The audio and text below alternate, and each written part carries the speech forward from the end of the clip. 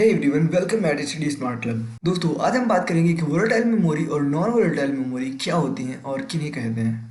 दोस्तों, volatile memory क्या होती है, यहाँ पर पॉइंट वाइज लिखा हुआ है। मैं आपको इसे हिंदी में एक्सप्लेन कर देता हूँ। सबसे पहले हम फर्स्ट पॉइंट की बात करते हैं कि फर्स्ट पॉइंट में क्या लिखा हुआ है।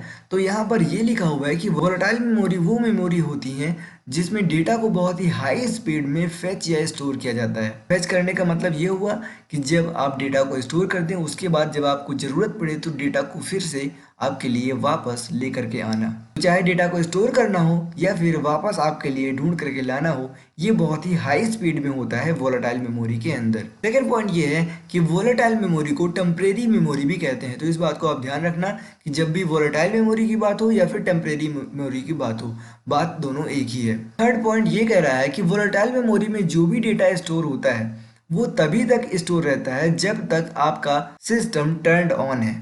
जैसे ही आपका सिस्टम टर्न्ड ऑफ होता है, यानी कि स्विच ऑफ हो जाता है या रीस्टार्ट होता है, तो जो भी डेटा आपके वोलेटाइल मेमोरी के अंदर होता है वो ऑटोमेटिकली ही डिलीट हो जाता है। तो इस बात को आप ध्यान रखिएगा। ये बहुत ही एक इम्पॉर्टेंट पॉइंट है जिसे आप दिमाग में बैठा लीजिए कि वोलेटाइल मेमोरी में हम कोई भी डेटा को परमानेंटली स्टोर नहीं कर सकते हैं। फोर्थ पॉइंट की बात करें तो यहाँ पर वोलेटाइल मेमोरी का एग्जाम्पल दिया गया है।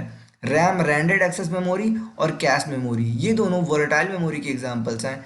इनमें जो डेटा होता है वो परमानेंटली स्टोर नहीं होता है, बहुत ही कम टाइम के लिए स्टोर होता है। जब तक आपका सिस्टम ऑन रहेगा तब तक इसके अंदर डेटा स्टोर रहेगा। जैसे ही आपका सिस्टम टर्न ऑफ होता है, इसका डेटा ऑटोमेटिकली ही डिलीट हो जाएगा।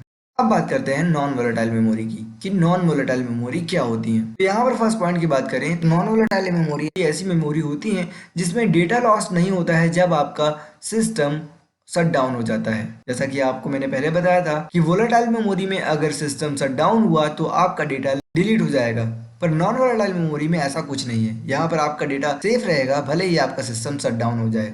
यहाँ पर जो भी डेटा स्टोर किया जाता है वो परमानेंटली स्टोर होता है। जब तक आप उसे खुद से डिलीट नहीं करते हैं तब तक वो डिलीट नहीं होता है। सेकेंड पॉइंट की बात करें तो यहाँ पर एग्जाम्पल है नॉन वोलेटाइल मेमोरी का। जो एग्जाम्पल है वो है रोम, रीड ओनली मेमोरी। ये तो एक एग्जाम्पल है, साथ में इसके साथ अगर आप और एग्जाम्पल जोड़ना चाहें तो आप हार्ड डिस्क को जोड़ सकते हैं, पेन ड्राइव को जोड़ सकते हैं। ऐसे ही काफी सारे एग्जाम्पल्स हैं नॉन वोलेटाइल मेमोरी की। थर्ड पॉइंट में लिखा है कि जो नॉन वोलेटाइल मेमोरी होती है उसके अंदर डेटा बहुत सारा हम स्टोर कर सकते हैं। जैसा कि आप जानते हैं कि बहुत ही ह्यूज कैपेसिटी की हार्ड डिस्क आती है, 5 TB 10 TB। पर अगर वहीं पर हम वोलेटाइल मेमोरी की बात करें जैसे कि रैम, तो आप जानते हैं कि चाहे फोन हो चाहे वो पीसी हो, रैम हमेशा रोम से कम ही होती है। आइए अब नॉन वोलेटाइल मेमोरी के फोर्थ पॉइंट की बात करते हैं। फोर्थ पॉइंट में भी बहुत ही सिंपल सी बात लिखी गई है कि वो डेटा जो हम चाहते हैं कि हमारे पास काफी दिन तक स्टोर रहे उसे हम नॉन वोलेटाइल मेमोरी में स्टोर करते हैं। और फिफ्थ पॉइंट लिखा है कि जो नॉन वोलेटाइल मेमोरी होती है वो हमारे सिस्टम स्टोरेज कैपेसिटी के ऊपर बहुत ही ह्यूज इम्पैक्ट छोड़ती है। जैसा कि मैंने आपको पहले बताया कि यहाँ पर आप जितना चाहे उतना